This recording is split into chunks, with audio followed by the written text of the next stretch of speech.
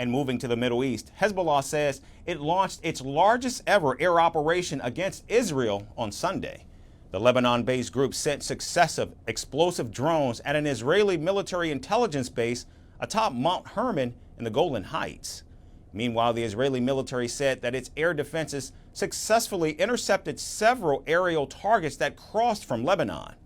Hezbollah's attack was in response to an Israeli strike on Saturday that killed its key operative in East Lebanon. Now, throughout Sunday, the Iran-backed group announced 9 more attacks on Israeli military sites in which 4 Israeli citizens were injured. The exchanges of fire along the Israel-Lebanon border have increased in recent weeks, spurring fears of a full-blown war between the two antagonists, which last went to war in 2006. Hezbollah says it will only stop bombing Israel when there is a truce in Gaza. However, Israel's Defense Minister Yoav Gallant says a ceasefire in Gaza will not have much effect on the fighting with Hezbollah. Even if we reach an agreement regarding the hostages deal, and I very much hope that we will be able to reach one in the south, it does not affect what is happening here unless Hezbollah reaches an agreement. But a ceasefire isn't a ceasefire. A ceasefire there and reaching an agreement here. We continue to fight and do everything necessary, and this is what brings the results. Meanwhile, the war between Hamas and Israel reached the 9-month mark on Sunday. Israelis called it the Day of Disruption, which began at 6:29 a.m. local time, noting the exact moment Hamas launched its attack on Israel on October 7th of last year. Israeli protesters blocked highways across the country and demonstrated outside the homes of Israeli parliamentarians, demanding Prime Minister Benjamin Netanyahu's resignation.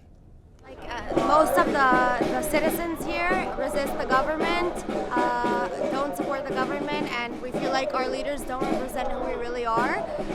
And the protests are a way to show our voice the best, to show our voice to the leaders, show our voice to the world, and let everybody know that this isn't the government that represents us, that Bibi Netanyahu doesn't represent us, and that we want change, we want to vote again, we want new leadership.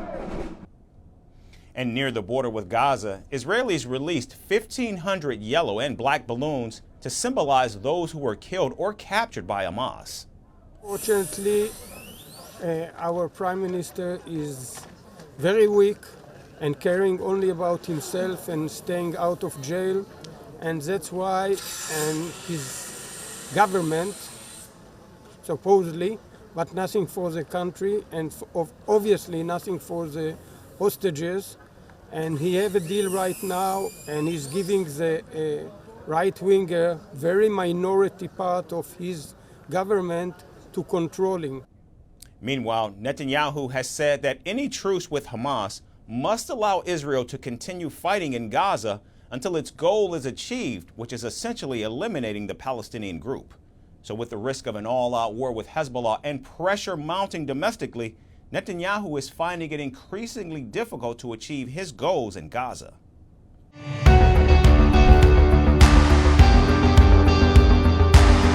Across continents, one powerful news source.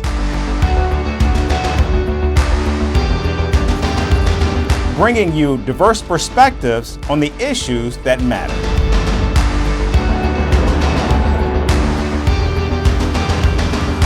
We go beyond the boundaries to give you that little extra about every sporting moment.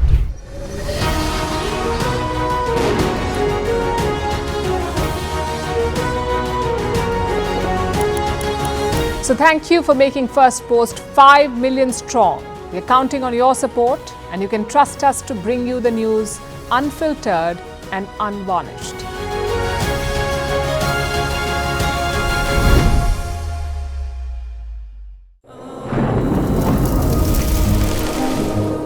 Climate change is on our doorstep. It's time for a revolution to take root. And it starts with 1.4 billion Indians. It starts with one tree for humanity, one tree for Mother Earth, one tree for a future. Project One Tree, a News 18 network initiative.